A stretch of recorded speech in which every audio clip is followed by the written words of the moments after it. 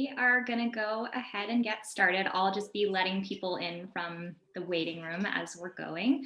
I just wanted to start by letting you all know that the session is being recorded. So if you need to leave early or your internet drops off, you will have access to the recording later.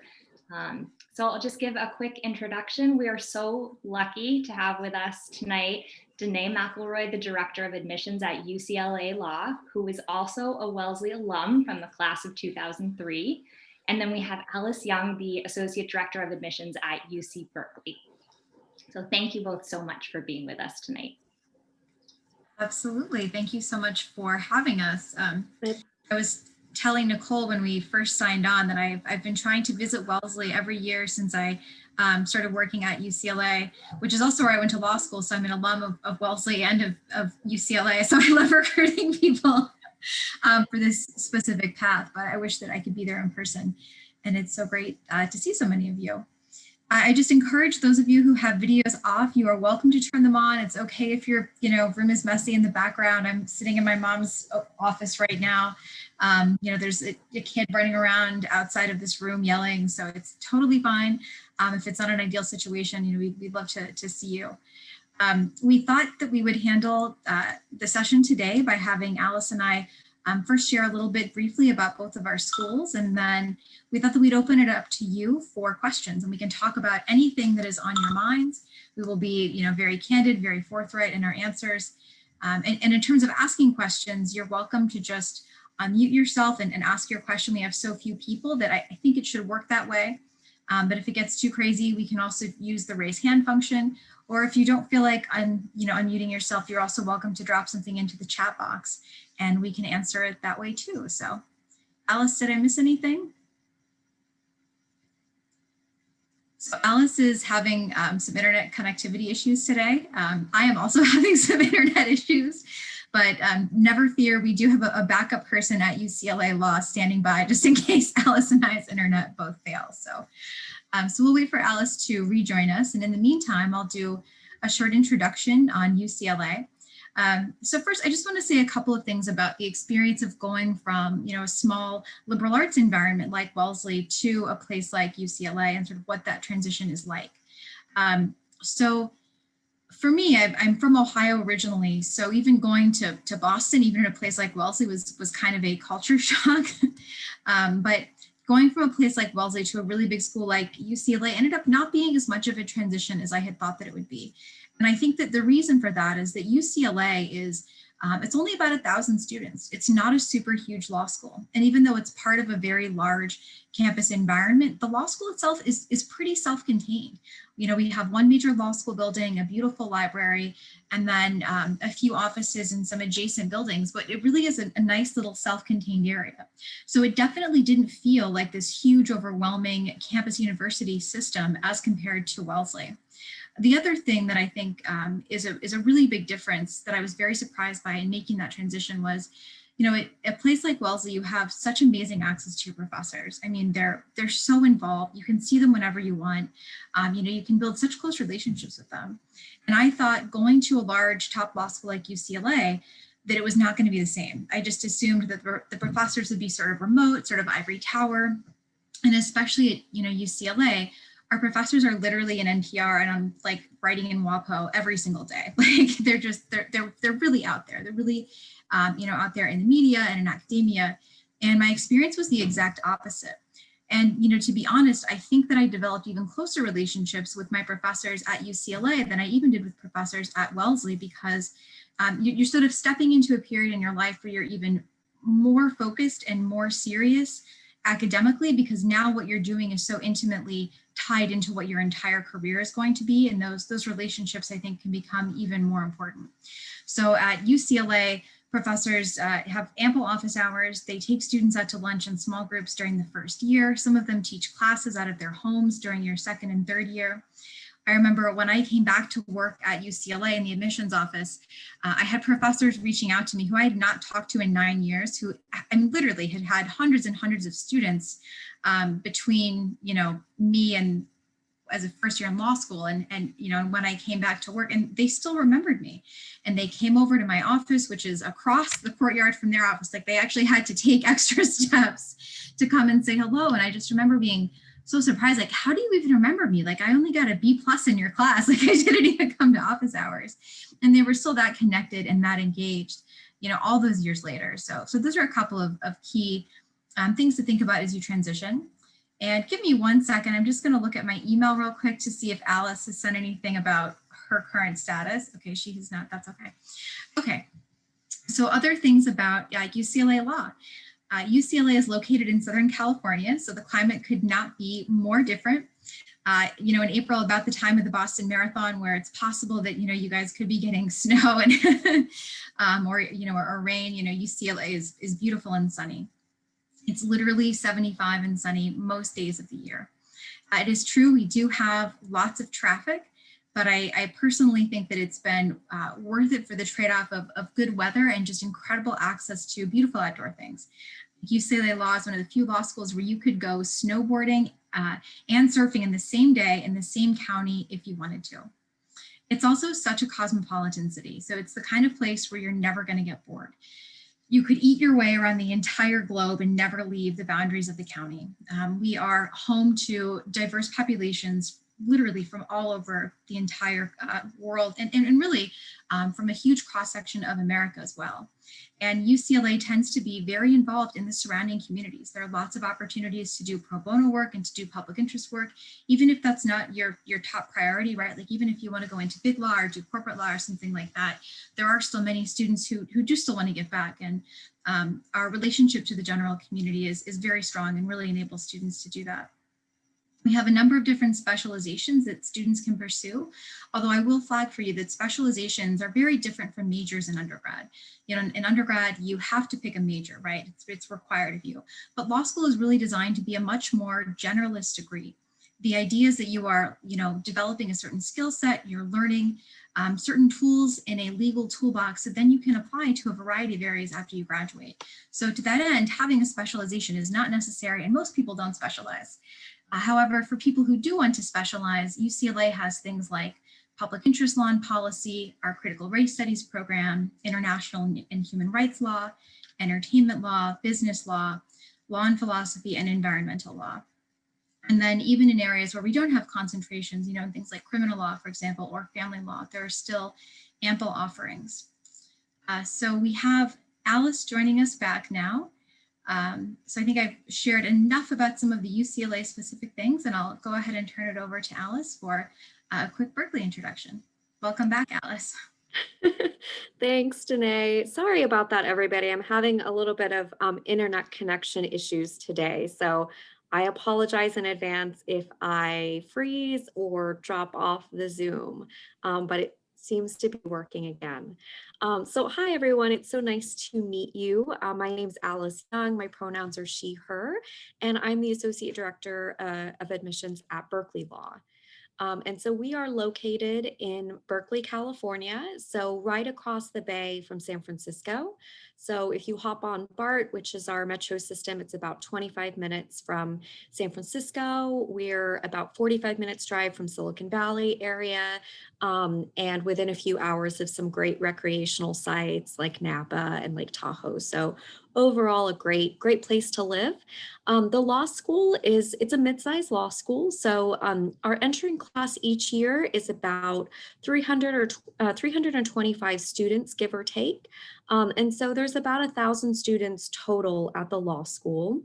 There are a number of different certificates if you would like to specialize in a particular area of law, that you apply for the certificates before you graduate, so it doesn't add on any time to the JD program, but it shows that you specialized in a particular area. So some of the most popular ones are public interest and social justice. About half of our entering class lists that as their main curricular interest. So we are a school that is very big on public interest, pro bono work. That is the mission of the school. Since we are a public institution, we do serve the local community that we are a part of, and there are a number of ways to participate in pro bono work. One of those ways is actually in your first year of law school. We have student-initiated legal projects. For short, we call them SLIPs, and there are 38 different projects this year, I believe, and those are completely student-founded and student-led pro bono projects. So our second and third year students lead those, and it's a great way, even in your first semester of law school, to get involved in some practice work and also to provide services to mostly the local community in Northern California, although we do have some that take place over spring break nationally. So public interest, social justice is definitely big at Berkeley Law. Some other areas that are popular for the certificates as well is law and technology. So intellectual property, we have a number of ways to get involved in that. We have the Berkeley Center for Law and Technology, which produces cutting edge research on those, the intersection of policy and law and technology. We also have a clinic as well, the Samuelson Law Technology and Public Policy Clinic, that's very popular. And we have Insight Fellowships, which are fellowships for both JD and MBA students at the Haas School of Business to actually consult on local startups in the Bay Area. So again, great way to get some practice work. Environmental law is another certificate. We have an environmental law clinic.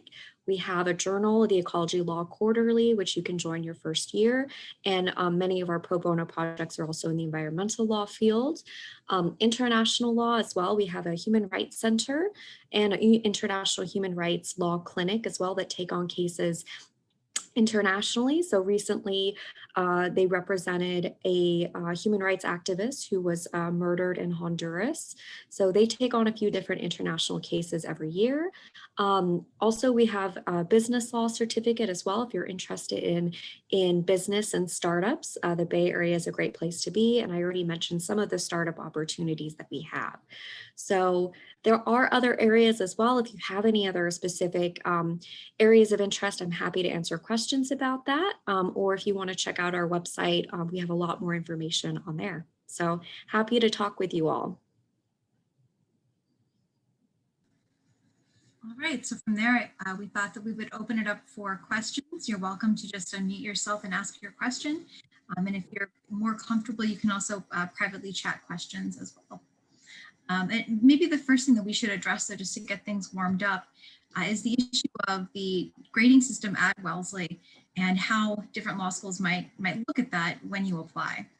Alice, I'm not sure if you could hear all of this when we were discussing it prior to the call starting, but essentially at Wellesley, they have, actually, Nicole, explain the different grading issues that students might have. Yes. So as you know, and all of you well know, your freshman fall, you receive shadow grades at Wellesley. And so that means the students know what their grades are, but those grades are never released outside the college. So when you're seeing a Wellesley transcript, you're not seeing those grades.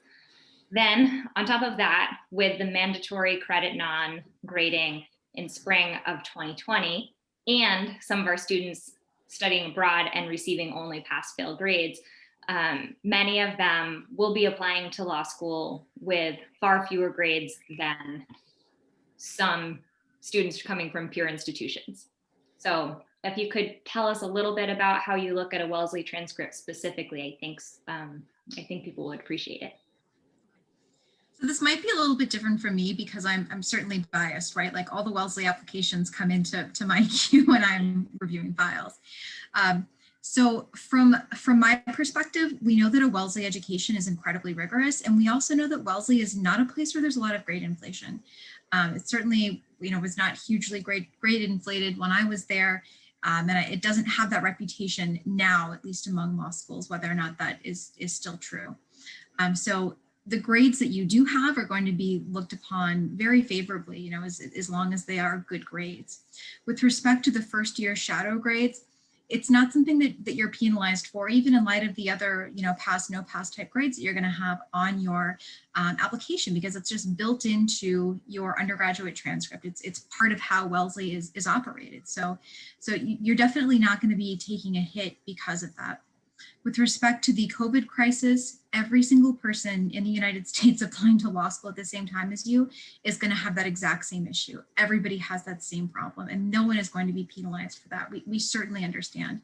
And that also extends to things like, if you have alums who are watching this, jobs that may have been lost, right? Internship opportunities that may have gone awry, extra time just off, it's just blank on your resume, while you're living at your parents' house trying to figure life out. We understand all of those things, so I wouldn't worry about it. The same thing with respect to your study abroad grades. Those are always sort of pass, no pass, right? They're not really, those grades aren't ever going to be calculated into other people's GPAs either, for students who are studying abroad. So yes, that could be 3 semesters of grades for you that are going to be pass, no pass, but I would say just really do your best in those other semesters to get a nice high GPA. And then I would also encourage you to, if you're really concerned about it and you're concerned about the ability of the law schools reading your application to really fully understand these different sections on your, on your transcripts, write an addendum, just go through a quick addendum and explain everything so that there's nothing left in the, mind of the application reviewer with respect to like what's going on with your grades. So that's my 2 cents for what it's worth. Alice? I would echo everything that you said. We are humans as well. We've all, as Danae said, we've all been affected by the pandemic. And, just in reading applications so far this cycle, we've seen internships that, have been lost over the summer. We've seen, most people, at least in spring, had pass, no pass. We're hearing a lot more from schools that they're now mid-semester allowing students to do pass, no pass. And so we've been getting a lot of questions about that. So absolutely, we understand. Along with considering writing an addendum as well, I would also stress, letters of recommendation are particularly helpful. That's something that I've been looking at is even if it's a pass, no pass, to have a professor write that letter and still say that you had a very strong performance in that class. You were still in the top, 5 or 10% of that particular class. And that provides some context as well, rather than just pass, no pass.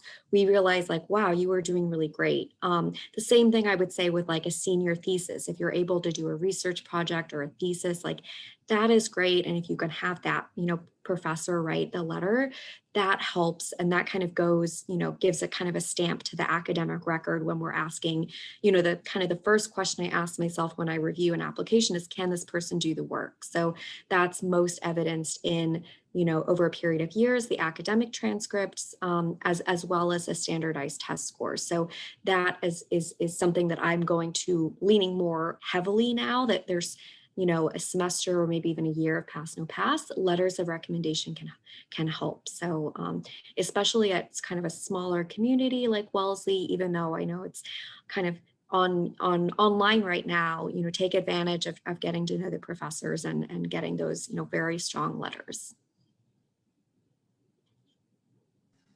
So do we have any other questions? I haven't seen anything come in the chat. So I think we're a pretty small group here. So if anybody wanted to unmute themselves and ask, we're happy to answer any questions you have.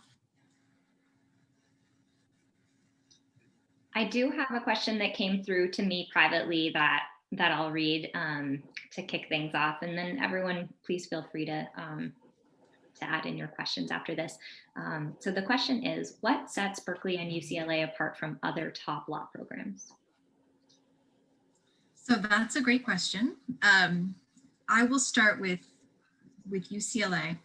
My answer to this is actually a little bit different from, I think, the answers that other people will give. Like, I think that they'll try to, they talk about different programs that might be different or geography.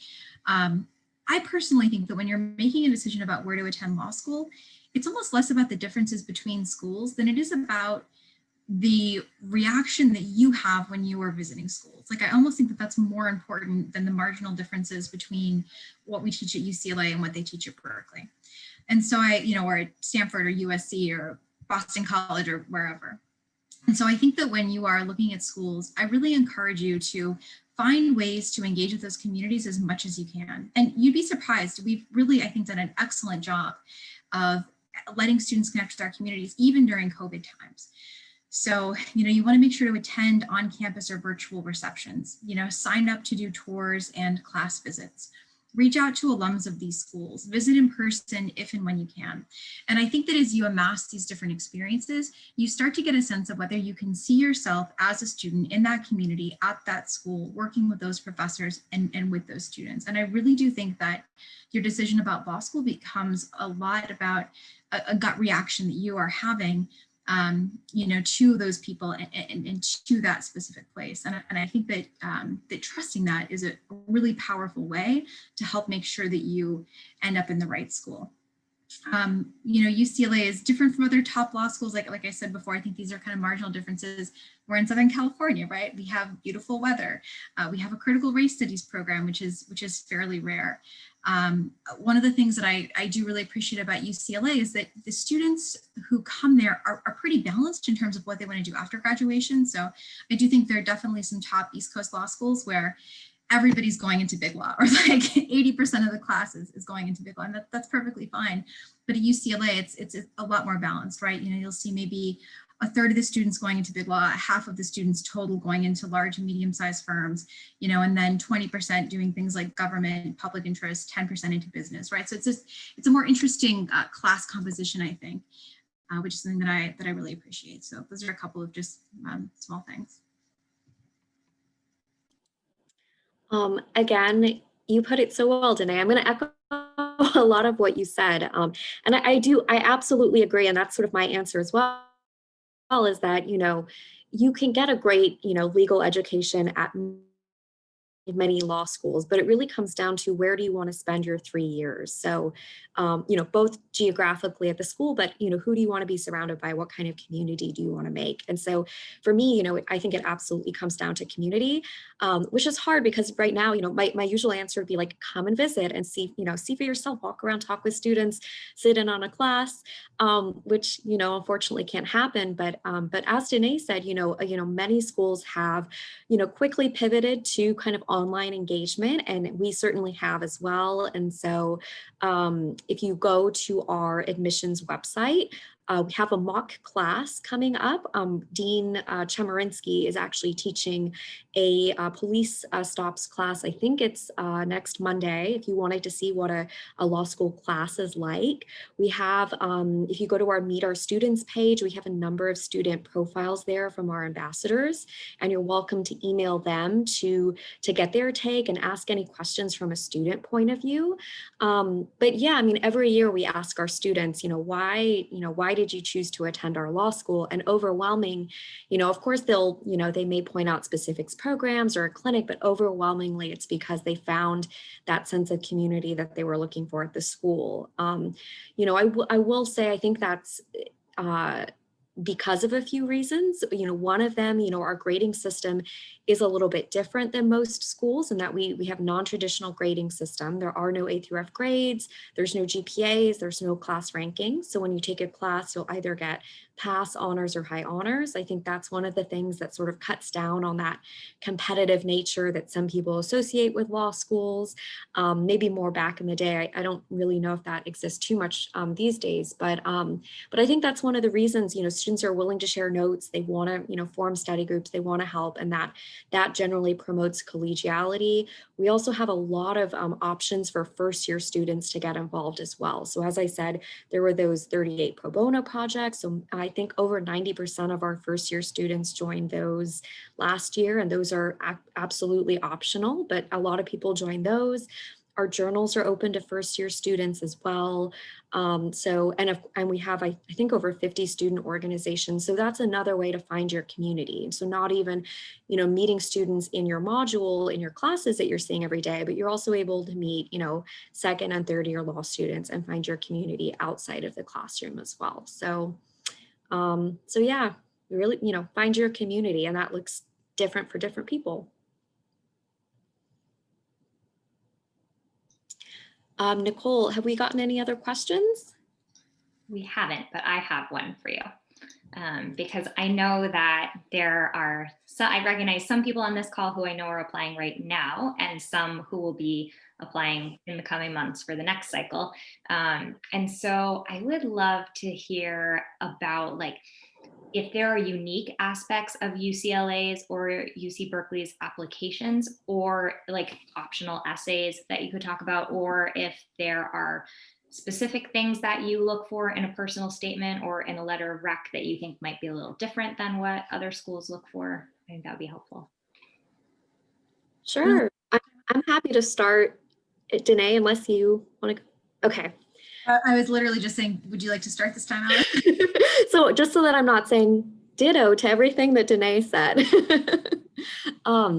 Yeah, I think, so one of the things you actually mentioned was the personal statement. So that is a little bit different for ours in that we allow up to 4 pages. So kind of double the space that most schools allow.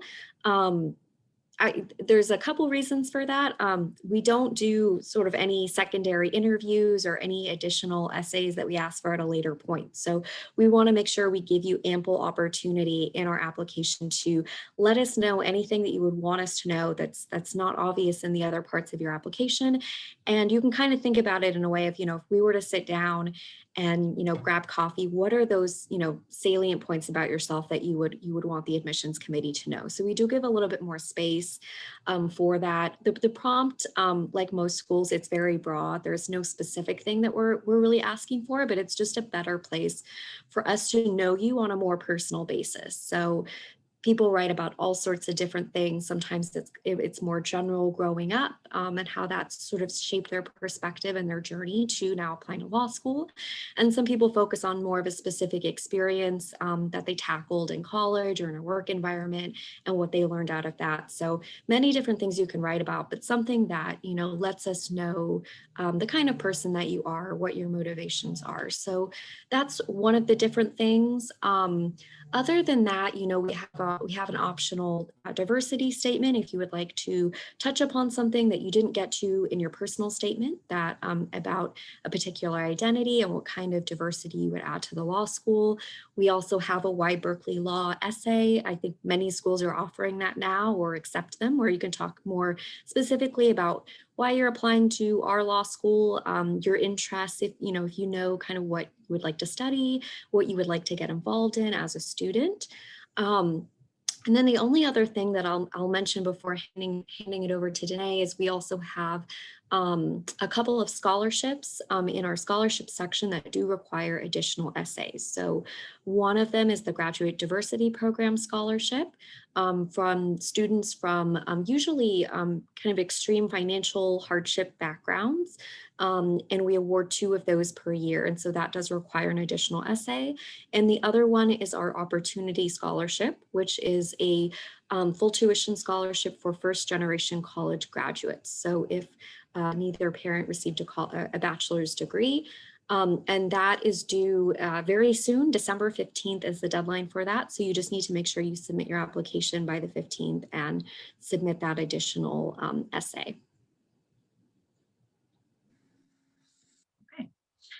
So I'll start off with some key differences in the UCLA application compared to other law schools.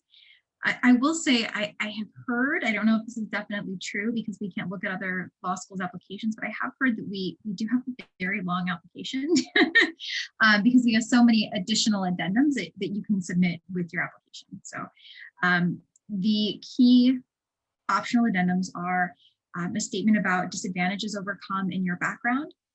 We also invite you to submit a statement regarding any specific programs at UCLA that you think you could make a contribution to. And this is a section that if you are interested in participating, for example, in our critical race studies program, you would absolutely want to submit a statement here regarding your interest in that program. We also have a section, let me see, where you're able to talk about, so if you have any character and fitness issues on your application, really, actually, this isn't a difference. Any law school is going to give you the opportunity to talk about any character and fitness questions that you might have in your background. We have no length requirement on the resume. You can sort of go on for as long as you want. We do have a 2-page limit on the personal statement, and I think this is really because there are so many other places where you can drop in pertinent information about yourself that we really think 2 pages is, sort of the most that you would need.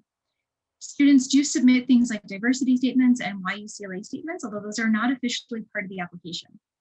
And one thing that I will say, I strongly encourage students to look at the optional statements for law school, at least for UCLA, as being truly optional. We don't want to make your application process longer and more painful than it already has to be. And so if you find yourself searching in your head like, oh, there's a disadvantage addendum, like, should I write something here? What should I write about? If you can't think of something right off the top of your head that's like an obvious disadvantage, like, don't stress about coming up with something for that section. The same thing with respect to our programmatic contribution section. If you find yourself looking on our website trying to come up with a program that you think you can make a contribution to, like, don't worry about it, right? It's truly optional, and it's designed for students who are applying to UCLA because there is something that's really specific that they are interested in participating in. So for example, we have a lot of students who come to UCLA because they really want to do entertainment law. It's like they know about UCLA because of entertainment law, and that's the reason that they're applying. So that's sort of a good reason to do that section of the application. And with respect to the personal statement, I think Alice hit all of the main points. Storytelling is definitely a big one. Sort of describing, how you've gotten to the point where you are applying to law school is definitely another big one as well. A few cautionary points, although I don't even think I have to say this to Wellesley students. Keep it professional. This is an application for a professional school, so you do want to keep it professional and sort of nice and clean. And also avoid resume recitations. Your personal statement should not be, I did justice corps and that made me interested in law, and then I decided to work as a paralegal for a couple of years. And then after, it shouldn't be just sort of walking us through all of the different things on your resume. You're really using the personal statement to bring out and capture things about you that are not reflected in other parts of your application. Other key things, if you're applying to UCLA, don't cram in at the end. You're just so excited to be applying to Berkeley Law, right? Like, you do read these things carefully, and it happens all the time. Although with UCLA, it more often happens with USC, which is a big competitor law school in Southern California. So just make sure that you are using good judgment and proofreading all of your work before you submit it, since you are applying to a profession that is, very detail oriented.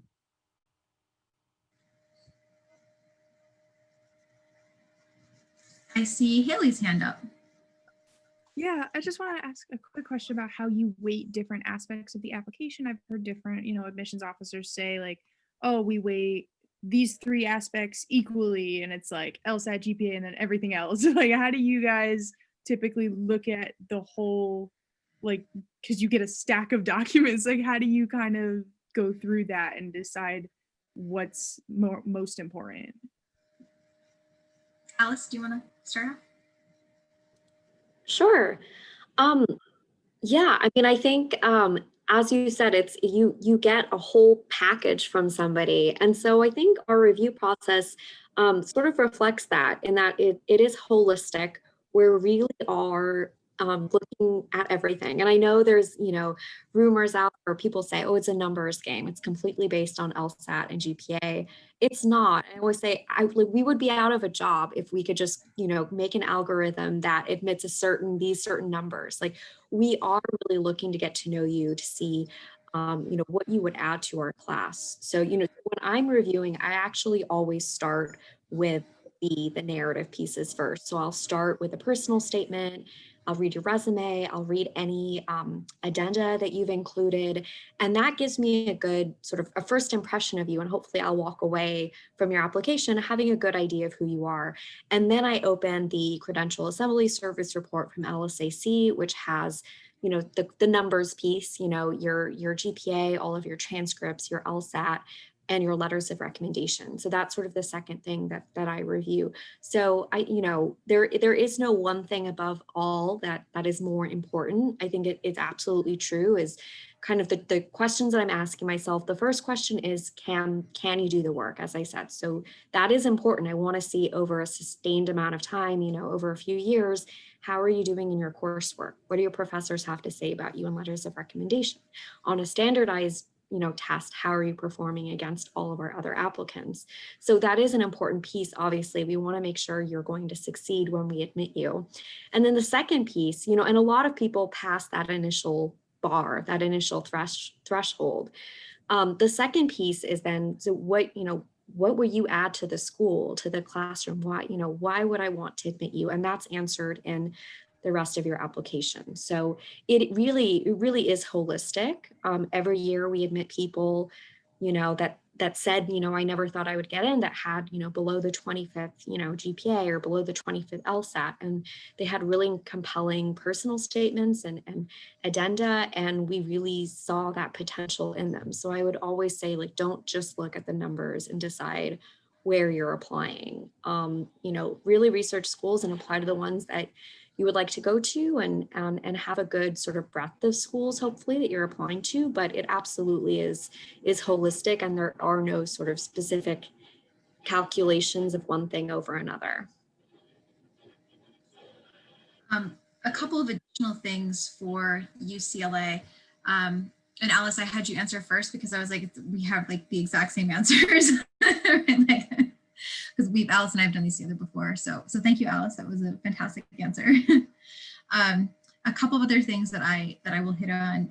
UCLA does place substantial weight on things like overcoming adversity in your background. This is a specific part of our application where we do give considerable weight, and it's something that the faculty members have decided over time is an institutional value and priority for us. So you will see us doing things like making sure that we have students who are first generation, right? Students who have overcome disabilities, students who are, from socioeconomic disadvantage. And that's actually one of the things that drew me to UCLA when I applied. One of my best friends was applying, and I wasn't planning to apply to any California schools. And she read the UCLA application. She said, I think that, like, based on this application, you would be a great fit for this school. And it was because of my background, having overcome some pretty significant socioeconomic disadvantages.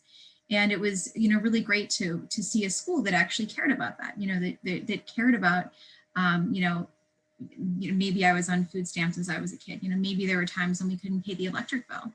And it's really rewarding as an admissions officer to, to be able to look for and support students who have a background like that as well. I think it says a lot about just the institutional values. So I had a few other things that I wanted to comment on. So one of the things that always cracks me up, I'll be on Reddit, reading law school Reddits, and I'll see two people with like the exact same numbers, and like one person's gotten in and one person doesn't. Right. And the person who doesn't get in is like, oh, I didn't get in because it's totally yield protect. And then you can always figure out who these people are. Like, it's really easy to figure out and like find their application. And that's just not it, right? Like it's never yield protect or whatever reason the person comes up with for why they didn't get in, right? It's because, like Alice was saying, we do a genuine holistic review of your application.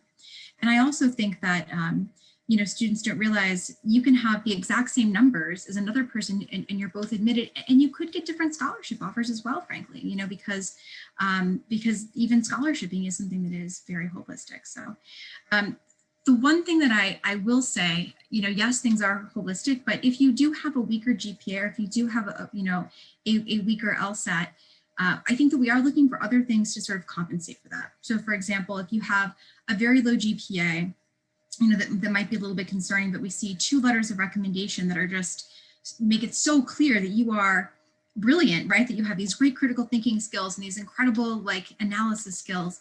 That's going to be really helpful for you. Or like, let's say that, as Alice was saying, you might have an LSAT and a GPA that are sort of below the 25th percentile.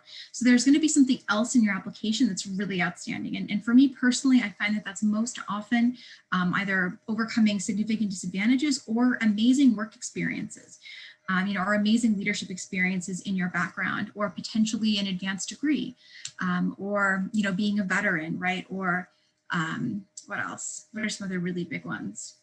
Alice, what are some of the really interesting things that you see in applications that help students overcome not having scores at the medians?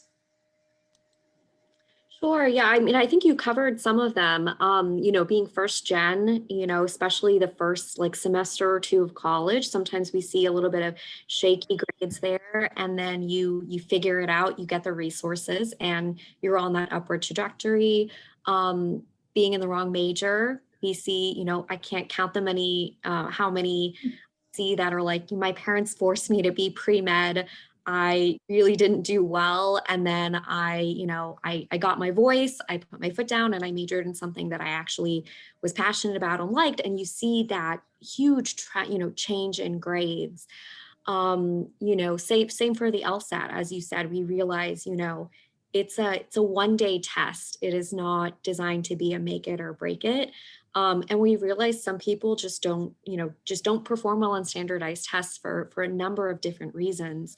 And so, we recommend in that scenario, if you feel like you have done really well academically, provide your SAT or your ACT score, and use that to really advocate for yourself that that's just not a predictor for me. I graduated with honors and I do really well, and I just have anxiety, or I just don't do well on those tests. So I mean, there's a number of different things that we see, but that's why it's so important to claim your space, use your voice and advocate for yourself if there is something that we wouldn't know otherwise. So definitely do that. I think I see Sydney's hand up.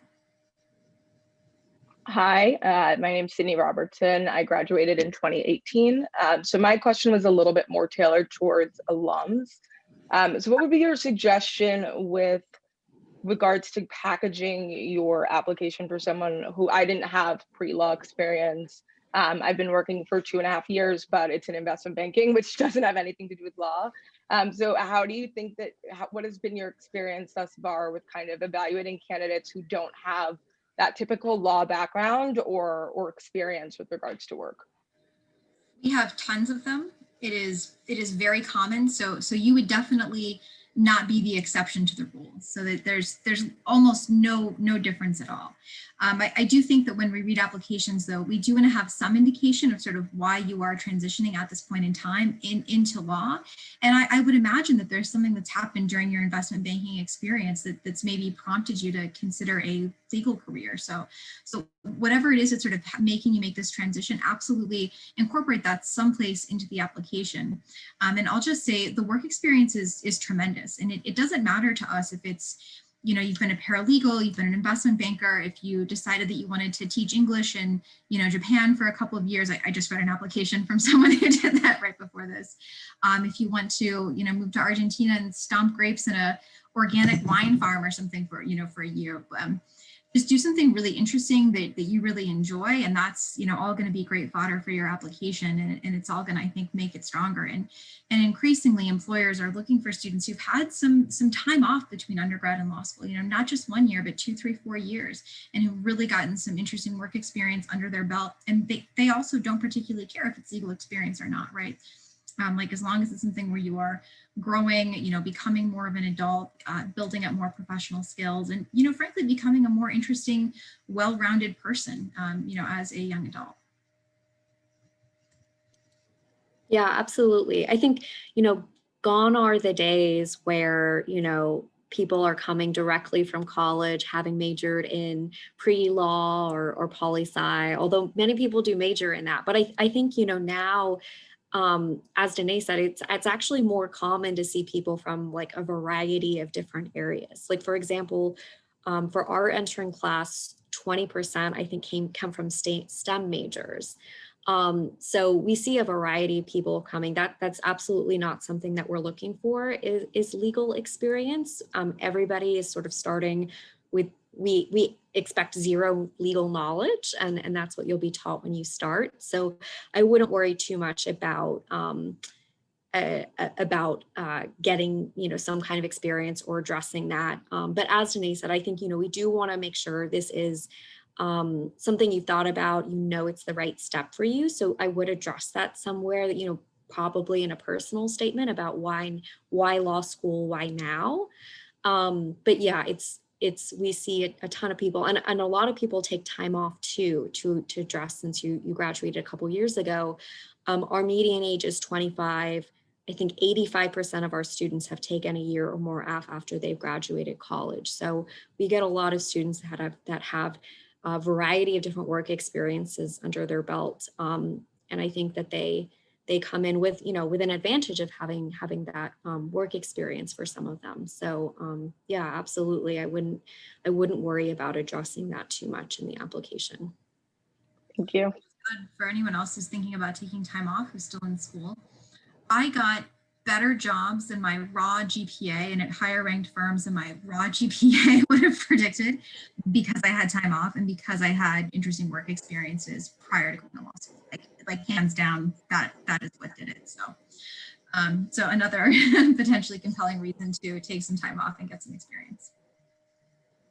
I had that same experience, Danae. Did you? I did. I see Rachel's hand raised. You can go ahead, Rachel. Hi, I'm Rachel, and I'm currently a junior. And this past summer, I actually took a music business law class at UCLA Extension, which kind of prompted me to look into a law career. So I was wondering if you could tell me a little bit more about UCLA's like specialization in entertainment law, and obviously, like it's the best in entertainment law. So Yeah. So we have our different institute for media, entertainment, sports, and technology law and policy. And you can do a concentration in it. UCLA also has a number of attorneys each year on the Hollywood Reporter's top 100 attorneys list. Like there are so many of them that are UCLA alums. Ken Ziffrin, who is one of our former professors, is the film czar of Los Angeles. And he's actually really amazing if you ever get the chance to interact with him. He's still very active in the movie scene, even though he's a retired teacher, and he's still very active at the law school. One of the really interesting things about the program is the number of different hands-on experiences you can get doing the entertainment law program. So for example, we have a documentary film clinic where you actually get to work with documentary filmmakers. We have a music industry clinic where you're working directly with music producers or with artists. We also have a sports law simulation. And just a quick point of order, in law school, there are experiential courses sort of overall where you're getting some sort of hands-on legal training, and they kind of break down into clinical courses where there's some sort of real client that you're working with, versus the experiential side of the experiential umbrella where you are doing more simulated things where you don't have a real client, but the problems that you're engaging in are sort of real world problems. And with our sports law simulation, it falls into that second category. But we try to make the experience as real as possible. So for example, you get to do mock negotiations with sort of top ranking people at different LA-based sports teams like the Dodgers and the Lakers. So they try to make it like as engaging as possible. And then of course, just a huge number of courses, anything from television law to entertainment law to things like art law. There's also a patent law clinic, and this isn't entertainment, but it does sort of fall under the general intellectual property branch, and that's a clinic that we do at the U.S. Patent and Trademark Office. That's a really great experience for students as well. There's a huge entertainment symposium at UCLA every year where students get to attend and get to volunteer. So it's a fantastic school for it. I will say, entertainment law is, it's sort of like international human rights, right? Like the United Nations is not waiting at graduation to like hand out jobs to everybody who wants to do international law.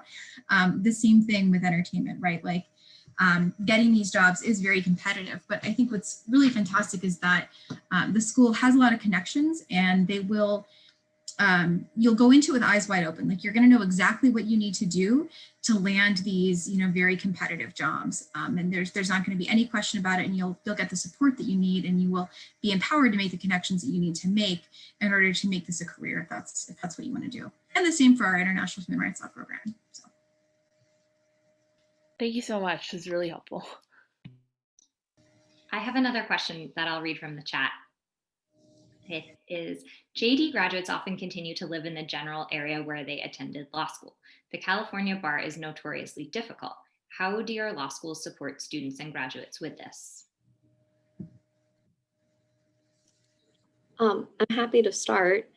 Yeah, I think, our students come from a wide variety of places.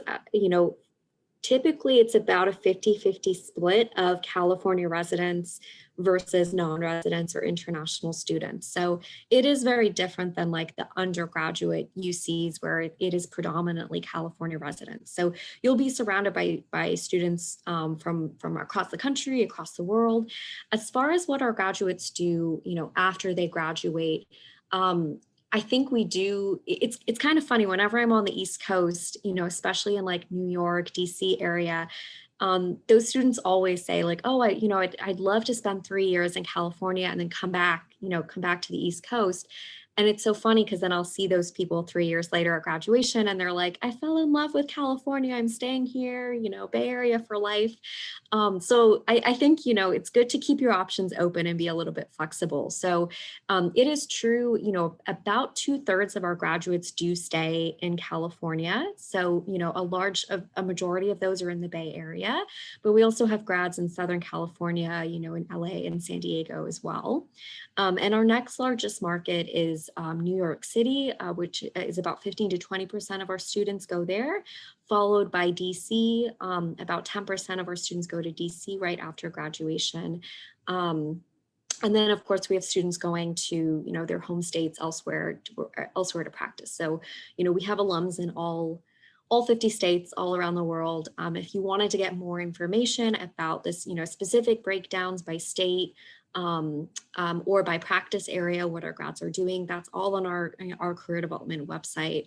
They have an ABA report there that they're required to post that shows all of those outcomes. So I will say, like, if you're sort of on the fence about attending a California school, I think you're absolutely, like, you're able to go anywhere you want. So if you want to be back on the East Coast, we have connections. We have an alumni dinner every year in Boston, if that's the particular market you're looking for. So, you know, just ask each school individually if there is a particular market you're looking to crack, what kind of connections they have there. But I know, at least, you know, with UCLA and Berkeley, like, I think you're going to be good to go. So it's, you know, if you want a different kind of change of pace and to try it out in California, or if you're from California and want to come back, I think it's a great way to spend 3 years. And I'll pass it over to Danae. So you know, it's funny, Alice, your first example about the students who are like, oh, I'd love to come to California for 3 years and then go home. They literally never leave. Like, I never thought I would end up staying in Southern California. And we can't get rid of them. And so people look at our employment numbers and they just assume that, like, oh, if I go to UCLA, I'm going to have to stay in Southern California. And the truth of the matter is that our Dean of Career Services has employers from New York all the time who sign up to do on-campus recruiting at UCLA, and we can't fill their schedules. We literally can't get enough students to even interview with these top New York law firms because people really enjoy it.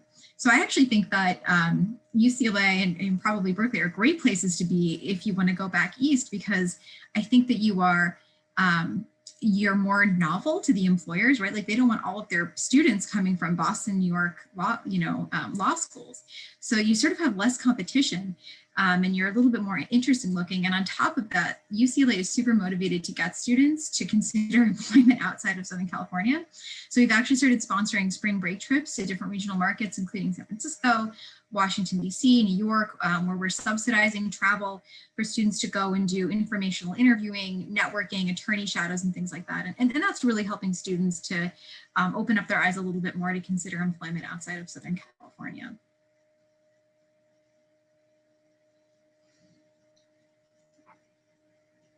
Having worked in law school career services, if any of you want to talk about, like, how do I dig a little deeper when I'm looking at a law school's career services website and what questions should I be asking, I'm always happy to talk to you all about that too.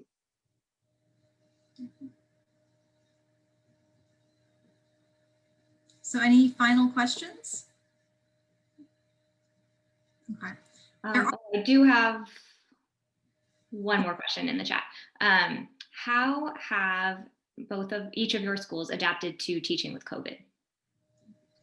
I think UCLA has adapted incredibly well. Like, I was astonished in March at how quickly the professors figured it out, got themselves online, how quickly our technology department was able to provide support and training, especially professors who are not the most technologically proficient, right, who have been teaching since like the 1970s.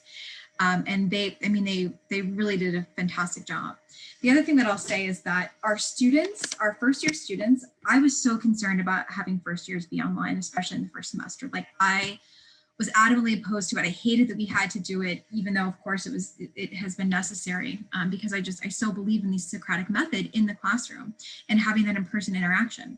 And what we're finding actually is that students are still getting that, and that they're enjoying the first year far more than we anticipated, far more than we expected. And it has been able to replicate, although not perfectly, it has been able to replicate the real 1L experience to a large degree. So I've been very comforted, by talking to our new 1Ls this year in terms of, how things are going for them. The administration has also just been incredibly supportive. In the spring, we put together administrators to contact. Every single student was contacted by at least one administrator, just personally checking in with them to see how they were doing, what they might need. The professors have been doing lots of information sharing, not just with other professors at UCLA, but I think, swapping best practices with other law schools, and other law school professors from across the country to, help make the process sort of as interesting and as engaging as possible. And the law school community itself has, we've really just taken everything online. We're such an active school, and frankly, we're no less active now. There are no fewer events now than there were a year ago at this time. They just all happen to be on Zoom. So yeah, I'm very pleasantly buoyed up by how well things have been going. Yeah, same here. Unfortunately, we've been, 100% online for quite some time now, and will be through spring semester unless unless public health allows us to go back on campus. I know we just got an email about that they've kind of tentatively booked on campus commencement in late May if we're allowed to. So I think all of our third year law students are really hoping we'll be back to at least celebrate them. But if not, we will do another Zoom graduation for them like we did last year, which was actually kind of cute because everybody had like friends and family send in videos, and now they have this like whole video kind of time capsule that they can keep forever. But yeah, we've obviously made, we've made some changes to try to develop that, first, especially for first year students, that sense of community that we were talking about earlier, that's so important. And so a number of our faculty members stepped up over the summer to lead book clubs. So they each picked a book that meant a lot to them, and so they read this book together and discussed it. We also did pods for incoming students as well, where a second or a third year student kind of just led them through what to expect in your first year of law school and study tips and things like that. We've also offered 1-unit elective classes to our first year students as well that are optional, and those are limited to 10 students in a class, so that at least you're going to be, working with a faculty member in a very small Zoom environment.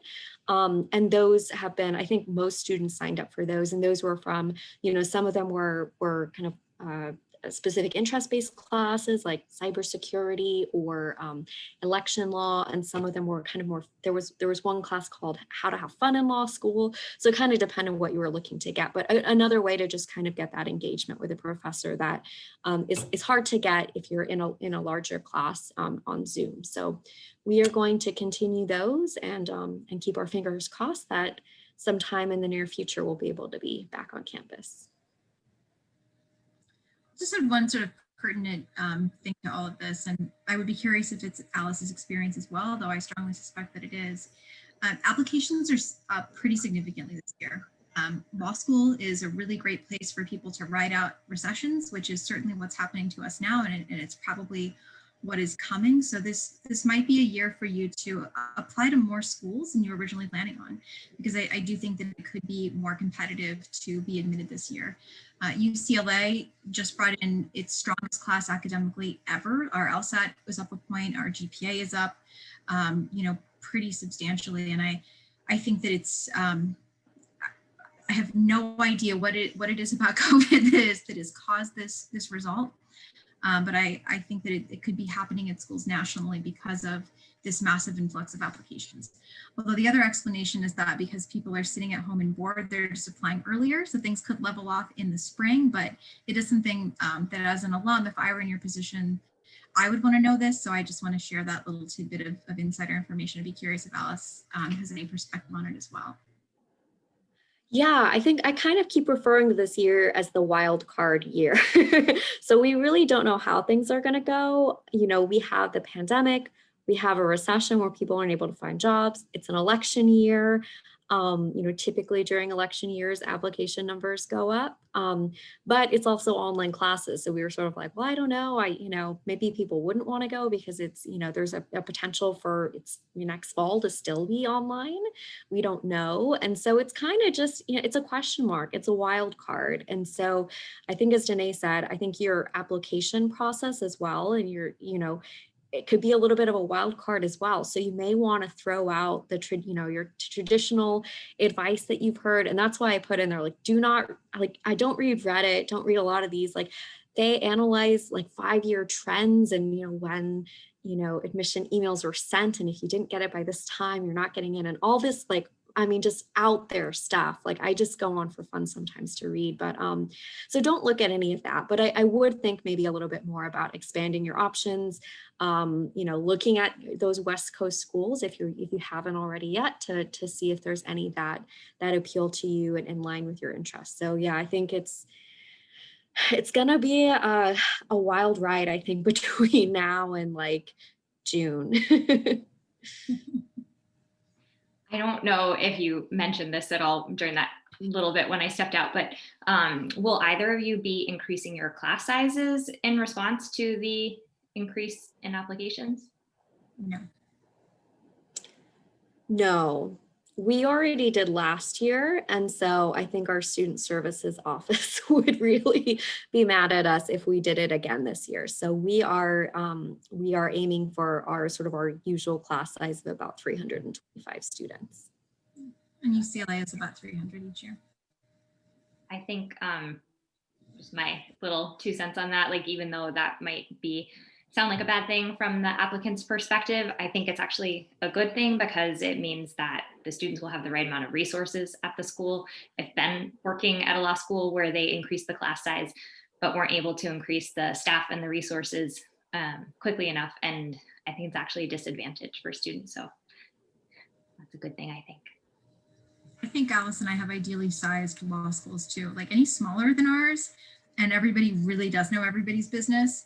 And then if you get too much bigger than ours, then it can be a little bit less sort of warm and friendly, right? It's then the communities get further and further apart, in my personal opinion. So I love these 300-ish size class law schools. I think that it's just the sweet spot. Yeah, agreed. Well, I think we are just about at time, and I know you probably all have classes or exams to study for. But it was my pleasure to speak with you all today. I'll put my email address as well in the chat if any of you want to follow up. And as I said, we've got a number of things coming up on our website if you want more information. There's also a big LSAC forum this coming weekend that I'm sure Alice and I are both working. So feel free to drop in and see us there. And I'm always happy to talk to any Wellesley alums, current students. You're always welcome to reach out to me. And thank you, Nicole, for organizing and hosting us. Thank you both so much for being so generous with your time. We appreciate it. Absolutely. Take care, everyone. Stay safe. Thanks, Nicole. Bye, everyone. Have a good day.